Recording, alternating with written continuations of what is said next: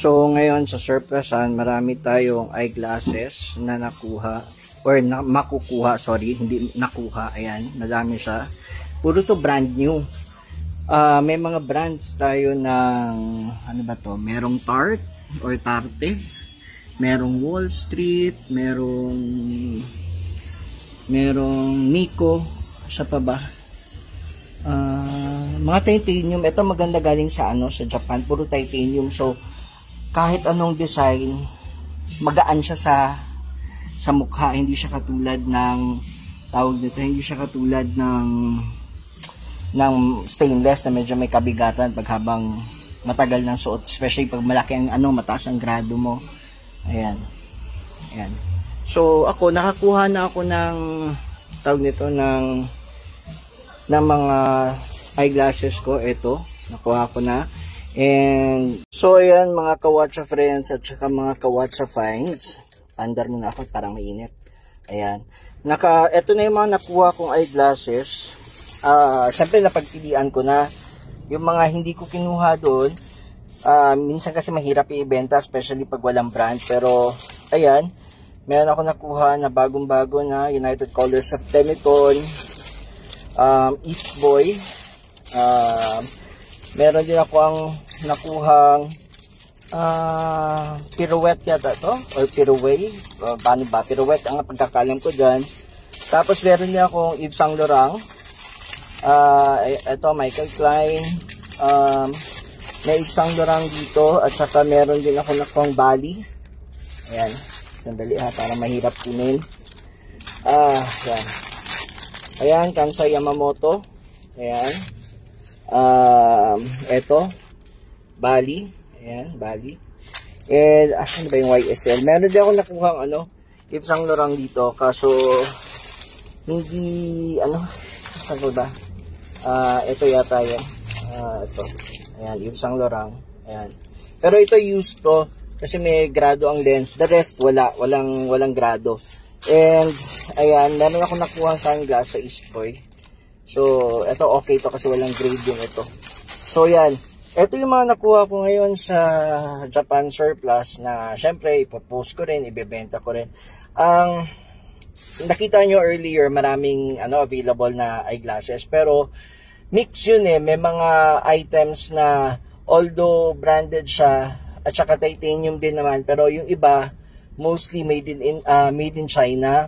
And bibihira, hindi naman bibihira, marami pa rin mga titanium doon na made in Japan. Pero minsan kasi pag kumukuha ka sa surplus, kailangan suyurin mo lahat. Kasi marami ding hindi bibili kahit gaano yung kamura, lalo na pag walang brand.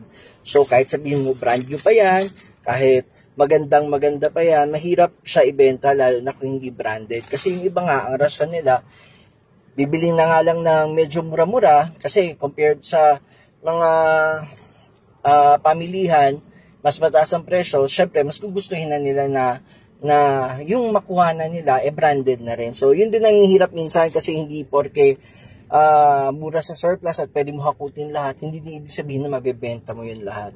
So ayan, kita-kits later, bye. So ituloy ko lang kasi kanina nagmamadali ako. So ito lahat nakuha kong eyeglasses. Lahat ito bago except for this. Ito yung YSL na eyeglasses. May grade yung kanyang lens pero in very good condition. Mukhang bago pa rin. Palitan mo lang yung lente nito. Okay na, solved na. So ayan, meron siyang tapos meron siyang mga titos-titos na para magbrilyo. Kulang lang to sa linis, hindi lang to nalinisan, pero most likely mabrilyo to. At ang maganda pa, walang kulang na bato. Yung iba kasi problema yung parang nakukulangan, yung nababawasan ng mga bato ba? Ito wala. So, ito lahat bago ito. So, ito yung nakuha kong East Boy. Ito, kinuha ko kasi swerte-swerte. Kung minsan, mahirap pakahanap ng sunglasses na walang grado sa Japan surplus. Ito, walang grade to. So, okay to. Solved. Ito naman, ayan, nakuha ko, Miko. Ako kasi ang hinahanap ko palagi pag pupunta ako ng Japan surplus is kailangan made in Japan siya. Although may mga made in China din doon kasi hindi naman yan yung mga tipong antigo na galing. Hindi naman lahat kasi nang galing sa surplusan. Tipong antigo noong 1960s, 1970s. Syempre hindi naman lahat ganoon. Syempre umuusad naman ang panahon. So may mga old stock sila na dinidispatch siya. So syempre yung iba nagiging made in China na. Pero the difference is kahit made in China siya for the Japan market, palaging of quality yun. Kumbaga, kailangan nakakapasa sa quality control nila. Hindi katulad nung ibang made in China. Kasi, yung mga hindi nakakaalam, may ABC kasi yan. Kumbaga, may classes yan. Ito yung top grade, ito yung medyo medial grade, tama ba? Yung meron din yung mga lower class. So, hindi porke made in China, ibig sabihin nun, sirain. Hindi lahat. Depende sa requirement ng mga kliyente yon. So, anyway, eto, meron akong Miko. Made in Japan to, hindi naman to gaano kakilala sa lahat. Pero, kinuha ko to kasi unique ang kanyang arms. Ayan. Alam mo yun, minsan ka na makakita ng ganito. And it also reminds me dun sa isang anime na nagbabasketball. Nakalimutan ko yung pangalan. Pero, yeah, yung design ng kanyang lente. At, very rare siya. Very retro. Alam mo yan, may sarili siya identity. May mga tao kasi na ayaw ng tawag nito, yung pare-parehong itsura. Gusto nila naiiba sila or meron silang sariling identity. So, yan, kinuha ko ito. Now, meron din ako ditong Kansai Yamamoto. So, yung mga kilala si Kansai Yamamoto, ito. Ayan. Ayan. Simpleng eyeglasses na to, pero this is also titanium. Yun ang hinahanap ko palagi pag pupunta ako sa surplusan. Kailangan unique siya. Hindi lang branded. Kailangan unique siya. Katulad nito, ayan, unique siya. Ayan. Meron siyang enamel sa ibabaw. And then, yung kanyang arms, unique ang design. Alam mo yun? Ayan. Ayan. Ayan. So, para kung iisipin mo, para siyang Oakley. Pero, hindi siya Oakley. So, ayun. Ayan. Ito pa. Ito, plastic naman ito. Nakalimutan ko, hindi ko mabasa yung brand. Sobrang liit. Pero, made in Japan din. Now, ito yung Benetton. Ayan. Ano pa ba? Ito naman, yung Michael Klein. Ayan. Ayan. So, ito naman yung Pirouette. Yung mga alta-alta, alam nila ito kasi this is like 9,000, 12,000 pag binili mo sa optical shop. Ayan. Maganda ang arms nito, very tawag nito, sophisticated na pulang-pula. Ang ganda nito. Tapos gradient yung dating ng pula niya, yung nagpapalit ng kulay. Hindi naman papalit, pero yung parang dahil sa reflection ng ilaw, kumikinang siya.